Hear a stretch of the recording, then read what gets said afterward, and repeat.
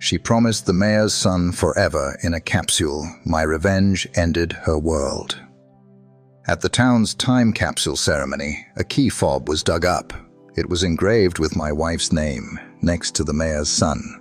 15 years later, they were meeting again in secret corners. Twist.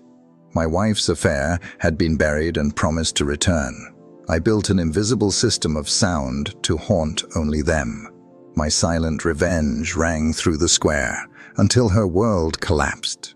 I always thought the white gazebo in the town square was just decoration, a polite skeleton where brides posed and brass bands practiced being immortal. On summer Saturdays, I tuned the hidden microphones under its floor, tightened a few screws, and coaxed the speakers into telling the truth. The boards knew me, the rafters too. I had crawled through every rib of that wooden body. So when the council dug up the time capsule buried beneath it, I should have expected the past to have a voice.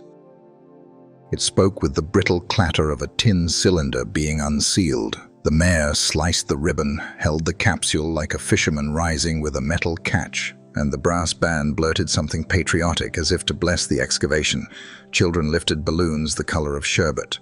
The high school cheerleaders yelled into a wind that didn't need encouragement. I stood at my soundboard beneath the awning and watched the lid give with a sigh I felt in my teeth.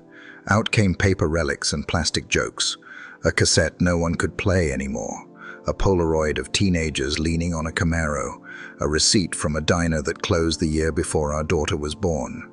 Then the master of ceremonies, smile lacquered, voice built for raffles, held up a scratched key fob on a brass ring and announced a love story. 2 names had been engraved in crooked capital letters, too earnest to doubt themselves. Lila plus Theo.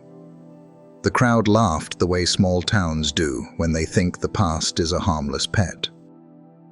My name is not Theo. My wife, Lila, stood 2 rows back wearing the event lanyard and the careful smile she saves for donors. When the MC waggled the fob overhead, her smile faltered like a porch light, considering darkness. It was only a blink, half a heartbeat, and then she was clapping again, neat, on the beat, as if the beat could protect her. The key fob went down the line of hands like gossip with fingerprints. "Wasn't Theo the mayor's nephew?" someone near the lemonade booth whispered. "No, you're thinking of the deputy's boy," another said. And then Mrs. Langley, who remembers birth weights and license plates, clicked her tongue. "Harrington," she said. "Theo Harrington, son of our current mayor."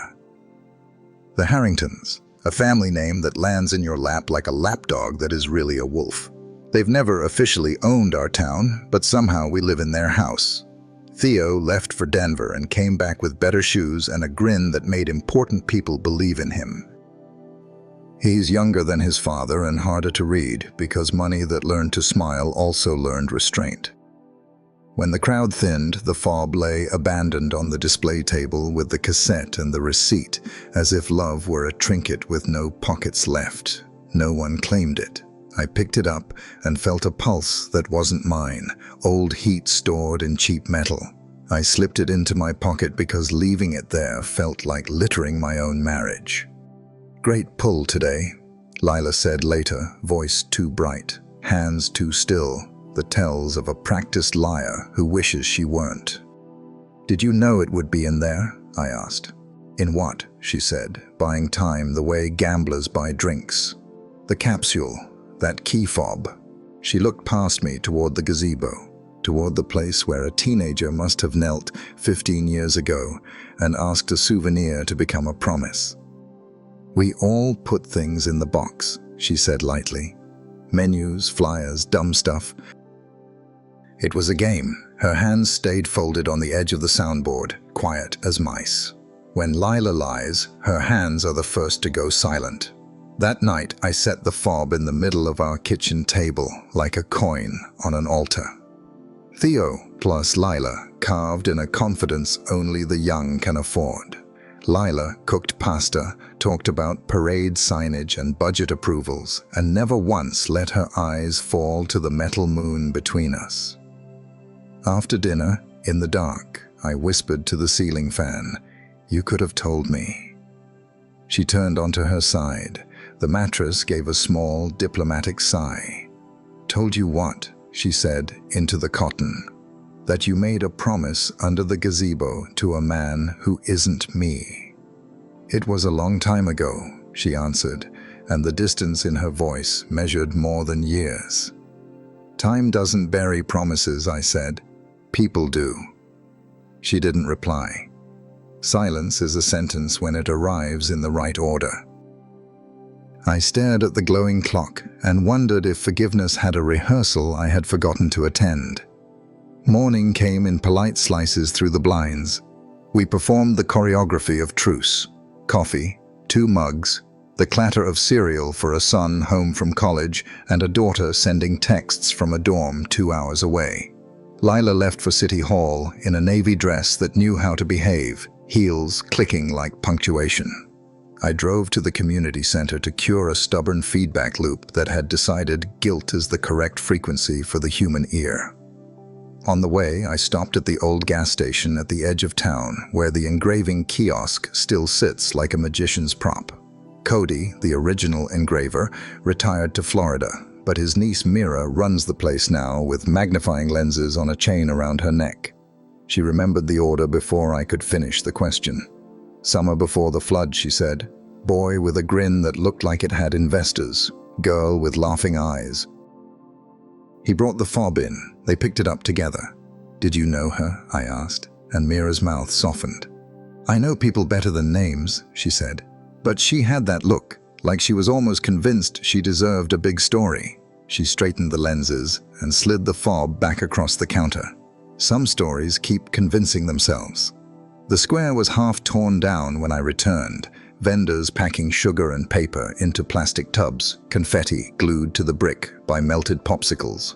I stood on the gazebo and listened, not with my ears, sound is my profession, deception my hobby, but with the part of the body that knows when wood has recently been made to hold something heavy. Under the new stain, the boards felt newly self-important. Rooms remember what we make them host. The time capsule had included a folded festival map from that summer, edges rubbed soft, corners marked with tiny pencil symbols, a bell for the gazebo, a little Ferris wheel near the riverfront, a sketch of the old movie house. On the back, in graphite almost gone, someone had written, "Same time, always. Nostalgia loves codes that never needed to be codes." I took a photograph of the map with my phone and told myself it was for historical archiving. Theo's office sits on the 2nd floor of City Hall, where the glass is old enough to wave at you when you don't move. I brought him a proposal for upgrading the council chamber speakers, a permission slip I knew he would sign. He loves signing things that make him look generous without costing him anything audible. "Adam," he said brightly, "how's married life?" "Unmuted," I said. He grinned like a taught trick. "Lila is indispensable," he said. "We're lucky to have her." I could not disagree without admitting I knew which "we" he meant. He signed my proposal with a pen heavy enough to pass down in a will. On the way out, I let a folded photocopy of the festival map rest on the secretary's inbox as if I had accidentally set down my hand. No one reached for it. Some men hide better than paper. That night, over dinner, I asked, "Do you have a donor screening at the movie house Thursday?" Lila twirled spaghetti and swallowed a little too carefully. "It's a classic film series," she said. "We're trying to rebuild the place's profile." "Donors don't sit next to you in the dark," I said. "The good ones do," she answered, performing a smile I recognized from a decade of holiday photos. The emergency smile they give to people who need reassurance in pictures. We cleaned up in the way couples do when they want to avoid bumping hands. She went to bed early. I stayed at the table with the key fob and a blank sheet of paper that needed to become a plan. I am not the kind of man who shouts. Shouting is a fireworks show for neighbors without tickets. If I was going to answer this, I would do it in the language I speak best: placement, timing, and sound. I would make the past audible to exactly 2 people. In my workshop, the back half of our garage where lawn tools have to share space with racks of cables and cases of microphones, I took inventory. I had 3 bone conduction pads, a narrow beam directional speaker the size of a sandwich, 2 glass transducers that turn windows into secret whisperers, and the permission of my own hands. I also had the festival map and the sentence on the back. If a promise could be choreographed, I would choreograph the exact ache that made it. On Wednesday, I installed the first device under the handrail by the river Ferris wheel. Nothing that would attract a safety inspector's eye, just a palm-sized plate secured beneath the metal. When a hand rests there, sound travels through bones instead of air. The ear hears a memory and thinks it invented it. I tuned it low, intimate, the way a secret leans into your shoulder. Same time, always. On Thursday morning, I placed the directional speaker inside the lamppost across from the old movie house, its beam aimed at a square of brick where lovers might pause, thinking the world had been paused for them. I programmed a calliope waltz warped by age and Ferris wheel wind. A street musician would miss it. A person who once kissed to that tune would not. I set a timer, 2:05 p.m. At noon, I climbed the gazebo and tucked a transducer beneath the bench rail where a teenager's palm might have rested 15 years ago. The town had replaced the bell after lightning ate it twice. I had recorded the old bell the year before it cracked. I loaded that recording, the ring that sounds like iron forgiving you, onto the controller. Then I waited to see whether human beings still obey nostalgia when it calls them by name. Back home, Lila dressed for the donor screening in a slate dress that said administrator, not ingenue. "You'll like this one," she said. "Bogart, smarter than he looks." "I've always thought that about mirrors," I said. She blinked and reached for her earrings, hands steady as surgeons, because some lies practice. At 2:04, I stood across from the movie house pretending to review emails on my phone. At 2:05, the beam woke, and the old waltz uncoiled into brick. The only 2 people who flinched were a mayor who had learned to flinch with his eyelids and a woman whose hyoid bone remembered when promises sounded like carnival lights. They stepped closer to each other without stepping very close at all. I turned and walked toward the river. By the Ferris wheel, the wind smelled like old grease and new sugar. They came because nostalgia teaches redirection faster than any traffic officer. They sat, palms on the rail, because that is what rails are for. The plate sang to their bones, same time, always, and no one else heard a thing. He removed his hand, as if stung by a bee that had learned English. At the gazebo, a kid on a skateboard clattered across the deck and was gone. My timer chimed once, then again. The bell's note slid through the slats like a ghost who had paid its debts. Lila closed her eyes.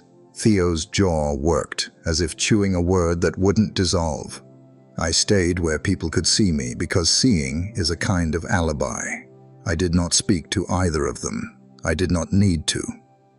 The past, amplified correctly, is the only master of ceremonies that never needs a microphone. That evening, Lila poured herself wine and did not drink it. "Something strange happened today," she said, staring at the surface as if expecting subtitles. "At the screening?" I asked. "In the square," she said. "It was like the town was whispering." "What did it say?" I asked. She set the glass down too carefully. "Same time, always," she said, and waited for me to turn it into a joke she could survive. I didn't. "Do you know where that phrase comes from?" I asked. "No," she said, too quickly. I slid my phone across the table, a photograph of the festival map, pencil ghosts, and the words on the back. She read it and went pale in a way cosmetics can't address. Then she stood and left the room like a person fleeing a melody. That night, neither of us slept. At 3, I went to the kitchen and found the key fob lying where I'd left it. Not heavier, not lighter, just as true. I thought about the first months after Lila and I married, before children and committee meetings and the easy cruelty of routine. We had promised to choose each other over and over. It turns out, over and over is the hardest part.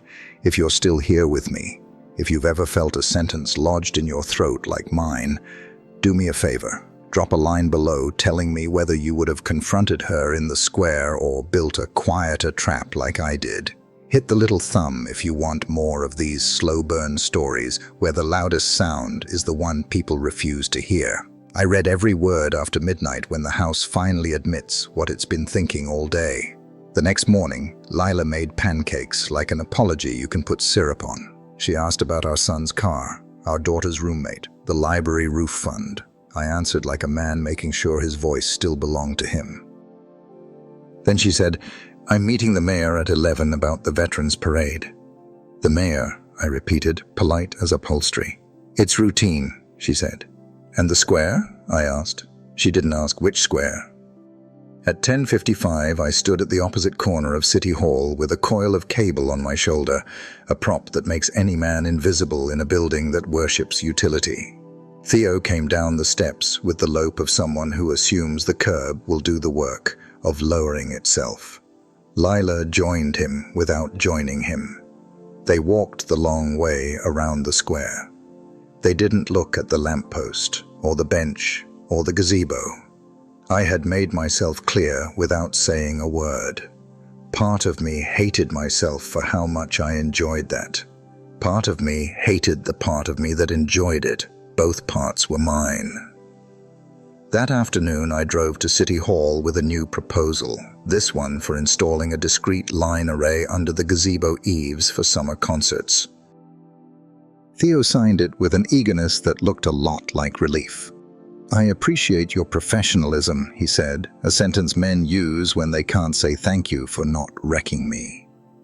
"You're welcome," I said, and left him in his wavy glass. That evening, Lila surprised me. She sat across from me at the kitchen table and folded her hands, this time not to hide them, but to keep them from shaking. "I need to tell you something," she said. "Say it," I answered, and braced my feet like a man who remembers what wind feels like. She told me about the summer of the Capsule, about being 25 and tired of being diligent, about a boy who wasn't yet a mayor and a promise they made to meet on 3 corners whenever the world forgot their names. She said she chose me and married me and meant it, and then years later she let nostalgia invite itself back in and offered it coffee. She said routine made her greedy. She said greed made her stupid. "Do you love him?" I asked. She shook her head, then nodded, then said the truest thing of the night. "I loved the version of myself that loved him," she whispered, "and I thought loving her meant I had to keep him." I didn't speak for a long time. No one teaches you the etiquette of being told the most painful, honest thing you will ever hear. When I did speak, my voice belonged to a man I recognized, but hadn't been lately. "Stop meeting him," I said. "Stop letting the square write your schedule." She nodded. "I already told him," she said softly. "Today, after the music. He'll test the door again," I said. "Make sure it's locked." "I know," she said. "I changed the key." I didn't tell her that keys are my business. I didn't tell her that the locks in this town answer to sound faster than to metal. I just reached across the table and touched the key fob with one fingertip, the way you touch a relic when you don't want to kneel. Then I slid it back to the center, where it could see both of us. The next days felt like a parade that forgot where the street ends. People kept stopping me to praise the sound design at the capsule ceremony, as if applause could sand a splinter smooth. I nodded, thanked them, and resisted the urge to check my pocket for the fob I had returned to the center of our table. At night, I watched Lila sleep like a person guarding the border between dreams and customs. Theo kept his distance the way men do when they've been told the security camera is functioning again. He waved across the square with a politician's wrist, friendly, unspecific, rehearsed. But power does not surrender to a single bell. It circles, tests, looks for an unlocked side door. I kept listening, because listening is both my job and my revenge. I had planned to tear down the hidden system after that first week, to retire the calliope and let the bench forget my hands. But the town had other ideas. Requests flooded in for more immersive moments, more heritage activations, more ways to feel the past without having to confess to it. No one knew what I had built. No one could have guessed why I hesitated. I left the devices in place but detuned them, shifting their sensitivities to ignore everyone except two phones I knew too well. The square, the river rail, the gazebo bench slept. If Theo and Lila never stood in those beams again, the past would stay put like a picture frame. If they did, the room would remember how to speak. On Tuesday, our son called from the garage asking for a socket wrench size I didn't own. He is 20 and believes the world will eventually agree with him if he explains it clearly enough. Lila drove him to the auto parts store and came back laughing at something a cashier had said about fan belts and fathers. For an hour, the house remembered how to be a house. Then my phone buzzed with a calendar reminder I hadn't set. Gazebo, site check, 5:30 p.m. L. I stared at the screen like it had coughed in my face. We keep a shared work calendar for the simplest reason. We once double-booked our daughter's chorus concert and a zoning meeting and had to learn the hard way about choosing. The entry came from Lila's account. It could have been innocent. Most fires are orange even when they're cooking dinner. At 5:25, I was already on the gazebo roof pretending to inspect a junction box. Summer evening leaned against the square. Kids played tag around the statue of the town's founder, and two retirees argued about the weather like they owned stock in thunder. Lila walked across the bricks in flats and a chambray shirt, the uniform she wears when she wants to look like a person instead of a position. Theo arrived a minute later. No staffers, no tie. The posture of someone auditioning for normal. They didn't touch. They spoke softly enough to be kind and loudly enough to be heard by anyone who wanted to be offended. I heard the words parade route, budget, after-hours permit. I heard the word respect used like a bandage. They stood exactly outside the beam that would have delivered the bell. It should have soothed me. It didn't. Restraint can be just another style of indulgence. I closed the junction box, climbed down, and walked past them, carrying a coil of cable like a shield. Evening, I said. Evening, they said together, their voices forgetting for a moment that they had practiced being apart. Theo looked at my hands and then at the railing, as if he was seeing the town for the first time as an object. Lila did not look at the bench. She looked at me and held the look until it said everything a person can say in public. That night, she sat on the edge of our bed and said, "Thank you." For what? For making a sound loud enough for me to hear without making a scene loud enough for everyone to repeat. "You're welcome," I said, and surprised us both by meaning it. We started doing ordinary things together again, the way hikers test a bridge plank by plank. We grocery shopped without splitting the list. We folded laundry at the table and didn't turn on the TV to drown out the small noises grief makes. On Thursday, she brought home a basil plant from the farmer's market and set it by the sink like a green apology. "And Theo?" I asked, pinching off a tender sprig. "Emails only," she said. "And the emails?" "Short," she said. "And boring. I am learning to prefer boring. If you've ever tried to rebuild something you helped break, you know the work is mostly sweeping sawdust that keeps returning. It's not cinematic. It's not even photogenic. It's just hands and patience and the embarrassed gratitude of wood that didn't ask to be cut." A week passed, then another. The town moved on to arguing about fireworks permits and the high school football coach's ethics. The time capsule display migrated to the library entryway, where children pressed fingers against the glass to leave prints on the Polaroids of people who used to be them. The key fob sat in the case with a small placard, "Local Love Token, Summer Festival, 15 years ago." I read that placard every time I walked in to fix a squeaky mic for story hour. The way the words refused to admit a last name. The way the librarian had chosen token instead of promise. I admired the sentence the way you admire a fence that does not deserve the field it protects. On a Monday, dove-gray with rain threats, our daughter called crying. A friend had betrayed her in a smaller, younger way, posted a private photo for a public laugh, and humiliation had done what humiliation does to the unarmored. Lila drove to campus with a cake and a printer's worth of advice. I stayed to finish a rehearsal that needed more monitors and less ego. That night, after the storm finally found us and the gutters found their voice, Lila told me what she had said to our daughter.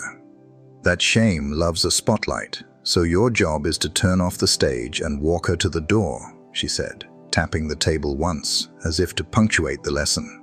And what did she say? She asked if the part that hurts ever stops hurting, Lila said, and looked at me the way people look at a doctor they hope is a magician. What did you answer? I asked. That you learn where to put it, she said. And where are you putting yours? In the sink, she said, and rose to wash the cake knife again, though it was clean.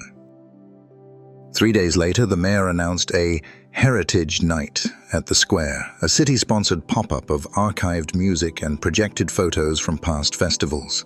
An evening of shared memory, the flyer said. The Harringtons love shared memory. It's amazing what you can make a crowd remember when you choose the slideshow. The ask came through my inbox with the subject line, "Could you work your magic?" I stared at it until the letters turned into tired insects and flew away. I replied with an invoice and a neutral, happy to help. Then I opened my workshop and built a corridor of mercy. I replaced the three-way trigger, the one that recognized Theo's and Lila's phones together, with a quieter algorithm that listened for Lila's alone. I recorded a different sound. Not the bell, not the calliope. A single clean piano note, middle C, struck once and let to ring just long enough to ask a question. I aimed it not at the triangle corners, but at the edges of the square where Lila usually stood when she worked. Behind the vendor tents, near the power box, at the corner by the florist where the breeze collects after dark. If she walked into any of those beams, the note would hum against her bones and then stop. No message, no code, just a tone that would remind her someone is listening and that someone is you. The night arrived with the uncommitted weather of late summer. I loaded the slide reels, faces bright with the kind of happiness that wants to be archived, and tuned the speakers to a volume that would hold the crowd without bruising it. Families unfolded camp chairs, and a teenager in a vintage dress danced alone at the edge of the light like nobody had ever told her the word later. I thought I could almost love the town again. Lila worked the perimeter with a clipboard, steady as a nurse. The first time she crossed the florist corner, the piano found her. She paused, looked up, looked around, and then smiled and shook her head as if to say, "Nice try." I watched from the booth and smiled back at a distance she could not measure. We were inventing a new language, and mercy was the grammar. Halfway through the show, Theo arrived with his wife on his arm. She wore the kind of red that looks like a choice. They did the mayoral tour, touching shoulders and collecting names for use at Christmas. At one point, he and Lila stood 5 feet apart, separated by a folding table stacked with bottled water. They spoke about the Veterans Parade again, about trash removal and speaker's order. They said sirens and flag order and porta-johns, and did not say anything that could be quoted against them. When they finished, Theo reached for a bottle and his hand entered the florist beam. The piano did not play. He glanced at the lamppost like a man who has learned what not to fear. Somewhere between the slide of a Ferris wheel and a photograph of a makeshift kissing booth, the piano found Lila again. She stopped in the middle of the brick path and closed her eyes, not to shut anything out, but to hold the note entirely inside. When she opened them, she looked straight at me in the booth and nodded once. A thank you, a truce, a promise to try. If ban van nghe đến đây, cảm ơn anh chị đã kiên nhẫn. Giữa câu chuyện cho em hồi nhỏ, nếu gặp Heritage Night như thế này, anh chị sẽ chọn phơi bày hay nhắc nhở bằng một tín hiệu đủ nhẹ để người sai tự nhìn lại. Comment cho em biết và đừng quên subscribe để mình đi hết hành trình này nhé. The next week, the council met to finalize permits. I wired the chamber and learned the speech patterns of men who believe the microphone is their ally. When the session adjourned, I collected cables while Theo lingered by the dais. He approached with his palms open, the gesture of Caesar and salesman. "I owe you one," he said. "For what?" "For not turning a misunderstanding into a scandal. he said smoothly. Is that what we're calling it? He chewed on a diplomatic smile. It's what we can all live with.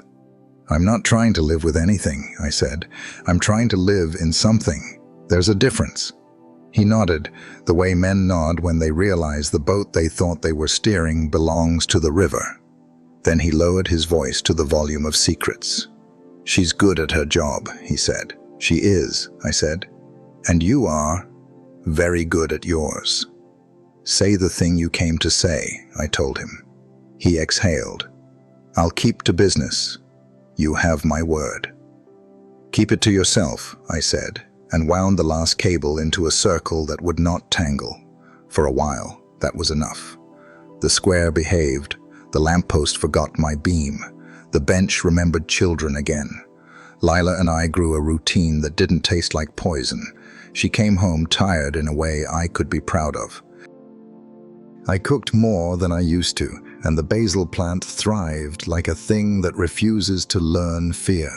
Then the letter arrived. No return address, handwriting elegant as old sins. Inside, 3 photographs printed on matte paper, each from 15 years ago.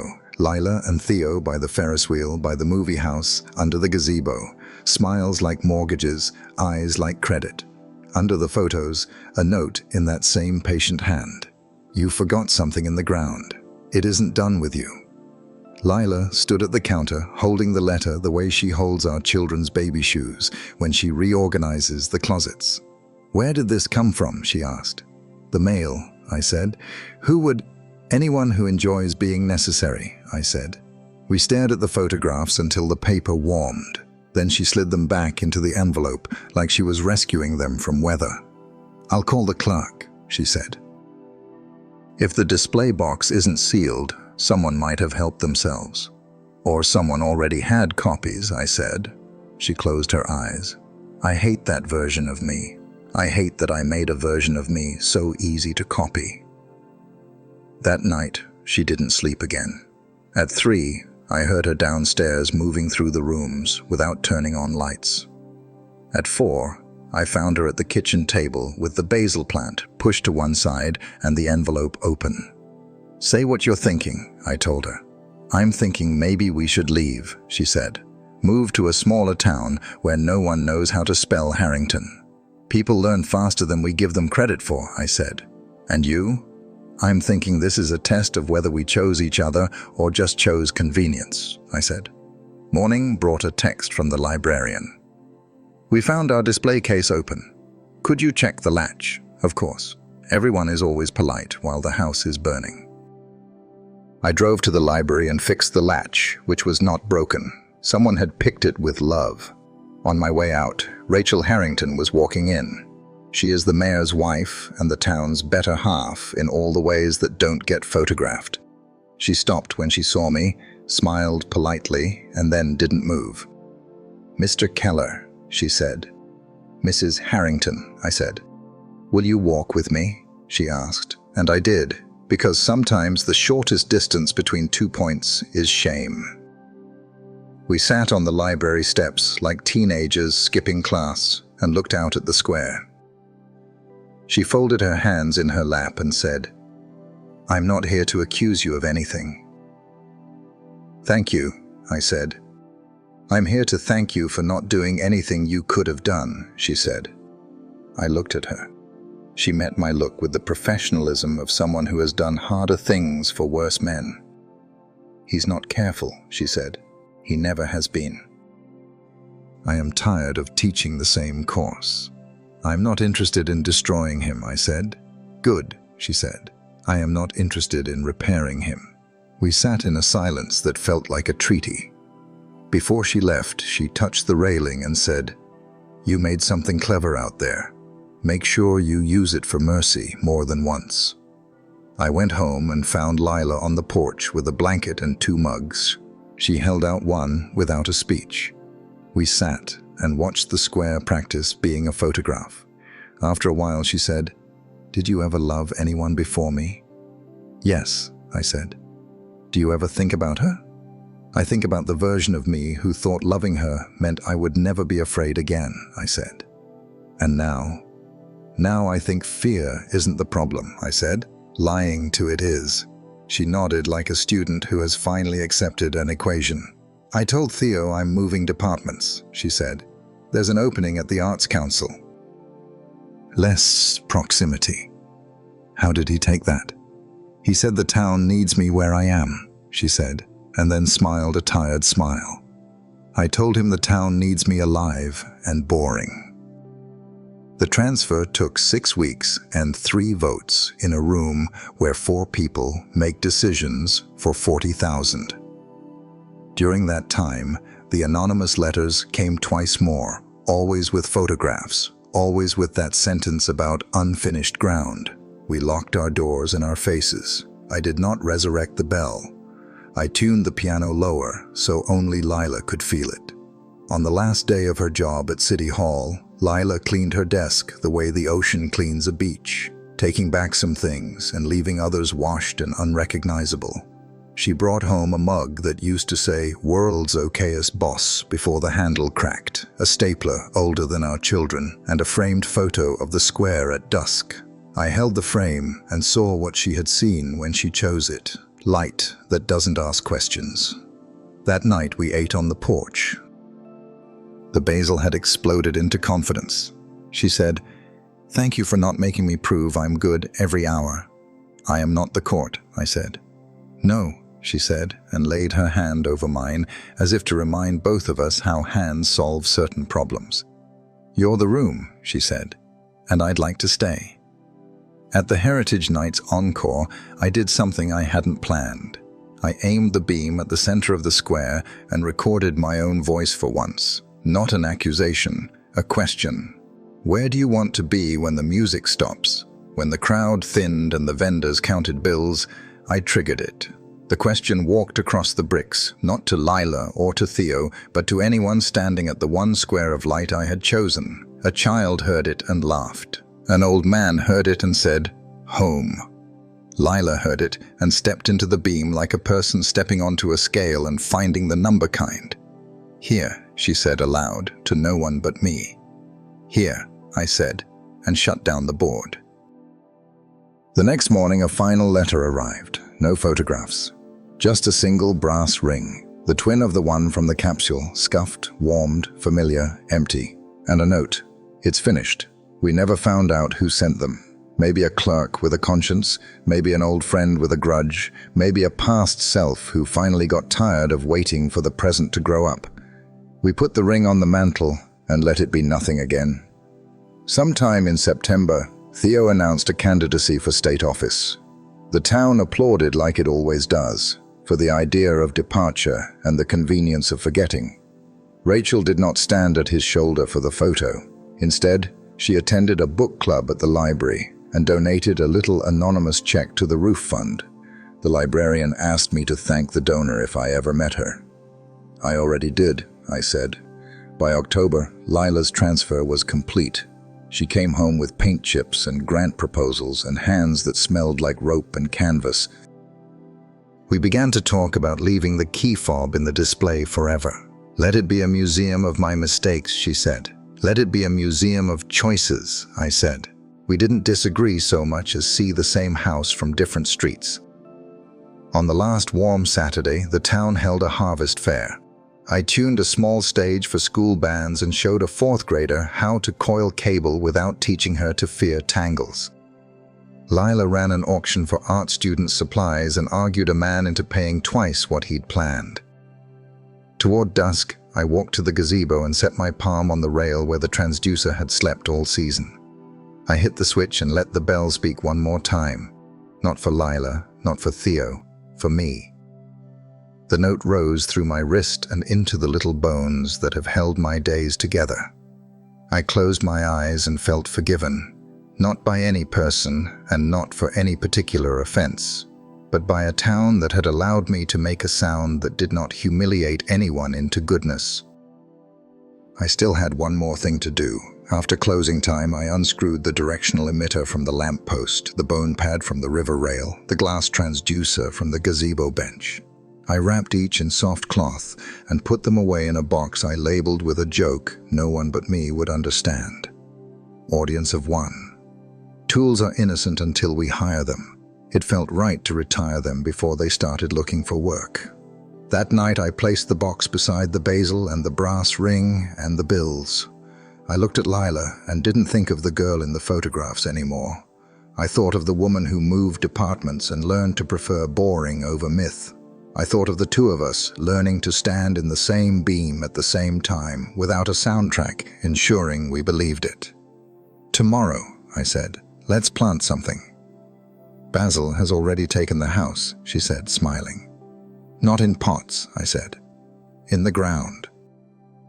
Something that grows because we remember to water it, not because it remembers us." She nodded as if I'd offered her a chair in a room that had been standing room only for too long. "What should we plant?" "Something with a quiet bloom," I said. "Something the wind will have to lean close to hear." She reached for my hand, then paused. "May I?" she asked, as if the last months had taught her the grammar of permission. "You may," I said, and she did. I thought the story might end with silence. But silence, it turns out, is only a bridge. You stand on it as long as you need. Then you have to step onto something else: truth, mercy, or fire. The day the final reckoning came was not planned by me. It arrived disguised as another town celebration. Our Veterans Parade, an annual loop around the square with flags, sirens, brass, and too many speeches. I was hired, as always, to wire the microphones, check the portable speakers, and make sure no one's heroism was humiliated by feedback squeals. I almost believed it would be routine, but routine is just nostalgia rehearsing for betrayal. The warning. 3 nights before the parade, another envelope arrived. No return address. No handwriting I recognized. Inside, a single photocopy, grainy but legible. It was the festival map again, the one with 3 corners marked: the gazebo, the Ferris wheel, the movie house. But this copy had an extra mark. A circle scrawled in heavy black around the center of the triangle. And inside the circle, a single word: tonight. Lila opened it at the kitchen counter, basil plant blooming wildly beside her elbow, and froze. Her eyes widened as if she'd heard a chord only she recognized. "Adam," she whispered, "what if this never ends?" "It ends when we stop letting it," I said. But my own heart was drumming like a kid with a stick and no lessons. We walked to the gazebo together that evening as dusk drained color from the bricks. No one else came. The square was empty except for a stray balloon bobbing against the statue of the founder. We stood inside the triangle, waiting. Nothing happened. No sound, no note, no whisper, only silence. That silence felt heavier than a scream. The parade. Saturday arrived with flags snapping in wind and a marching band determined to outplay its own brass. I ran cables beneath the bleachers, checked batteries, and tried to ignore the weight in my pocket. The original fob from the Capsule, the one that still felt warm 15 years late. Crowds swelled along the square, filling every brick of the triangle. Vendors sold fried dough. Children painted stars on their cheeks. At the center, the gazebo gleamed with fresh paint, ready to host speeches and songs. And of course, Mayor Theo Harrington, face polished, voice oiled, shaking every hand he could reach. Beside him, Rachel, flawless in scarlet, standing tall with the patience of a woman who has decided which promises she no longer collects, and working the edges, clipboard in hand, face set with professional calm. Lila, my wife, my history, my question, the sound. When Theo took the stage, the town hushed. He began the standard speech: gratitude, sacrifice, pride. His voice rose and fell in practiced arcs. I monitored levels from my booth, nodding like a man who trusted his dials more than his memories. But then, in the space between his sentences, the square heard something else. A single bell note. Clear, old, impossible. The crowd glanced around, puzzled. The marching band shifted uneasily. Theo faltered mid-sentence. glanced at Lila, then forced a smile and continued. Another bell, then a third. And then, so faint only certain ears could notice, a whisper threaded the bricks. Same time, always. Gasps scattered through the crowd. Not many, just enough to make rumor inevitable. Theo gripped the podium like a man falling off a ship. Lila went pale, clipboard clutched like a shield, and I sat at my booth, hands folded, knowing I hadn't triggered anything. The system was off. The emitters were disconnected. The bell, the whisper, none of it was mine. The collapse panic is rarely loud at first. It arrives in ripples. A few whispers, a nervous laugh, a sideways glance. But for Theo Harrington, who has lived his life on a tightrope of perception, those ripples were tidal waves. He stumbled over the rest of his speech, words tangling. The brass band tried to cover the awkward pause with a patriotic flourish, but the damage was done. Rachel's face was a stone mask. She did not move to help him. And Lila, she looked directly at me across the crowd, her eyes wide, searching, begging. I shook my head slowly. Not me. The rest of the parade limped on, flags flapping, cheers thin, but the story had already left the square, riding with every tongue. By nightfall, half the town was whispering about the mayor's ghostly love bells, the other half denying they'd heard anything at all, which meant everyone would remember it forever. The aftermath. That evening, Lila and I sat at the kitchen table with the basil plant between us like a referee. She was trembling. "You swear it wasn't you?" she whispered. "I swear," I said. Her shoulders shook. "Then who? Who else knew?" I had no answer. The anonymous letters, the photographs, the circled map. Some ghost in this town wanted the story told, and they had chosen the perfect weapon, sound, my weapon. Lila buried her face in her hands. "Adam," she whispered, "it's like I'm cursed." "Like Mom knew, and now the whole town knows too." Her voice cracked. "What if our kids know?" "They'll know what we teach them," I said gently. "They'll know that mistakes are not gods unless we kneel." She sobbed then, quietly, shoulders shaking against the table. And I let her, because sometimes the only revenge that matters is survival. The quiet revenge. In the weeks that followed, Theo tried to recover. He denied rumors, called the bells a malfunction, blamed my equipment in a council meeting. But the council didn't believe him. They believed their ears, and worse, the voters believed the whispers. By autumn, his approval ratings had collapsed. By winter, Rachel filed for separation. By spring, Theo resigned, citing personal reasons. No one spoke my name. No one accused me. The town simply decided the truth had been revealed, and that was enough. As for Lila, she moved to the Arts Council, away from City Hall, away from Theo's shadow. She came home earlier. She cooked again. She watered the basil. She tried, with a sincerity that trembled but did not break. And me? I stayed silent. I didn't confess that I had once haunted her with carefully placed whispers. I didn't admit that the final bells weren't mine.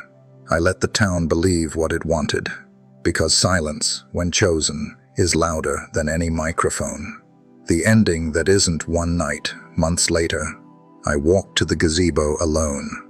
The boards creaked beneath me, stained darker now by weather and rumor.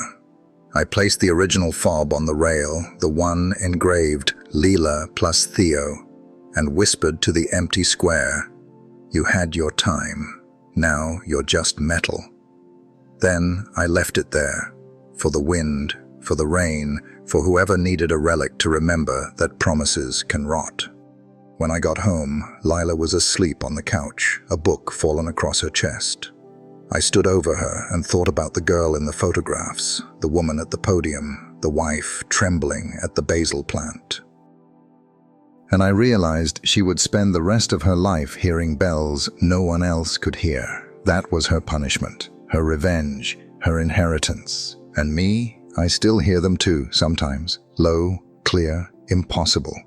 I never know if it's guilt or mercy or a town that refuses to forget. But I don't flinch anymore. I just listen. If you've been with me to the end, thank you. Now it's your turn. If you found yourself holding that fob, would you have confronted, forgiven, or stayed silent like I did? Drop your thoughts below. I read every word at midnight, when the house is still and the past decides to hum. And if you want more stories where love and betrayal collide under ordinary roofs, hit subscribe, share this with a friend who listens, and stay. The next story might already be whispering under your feet.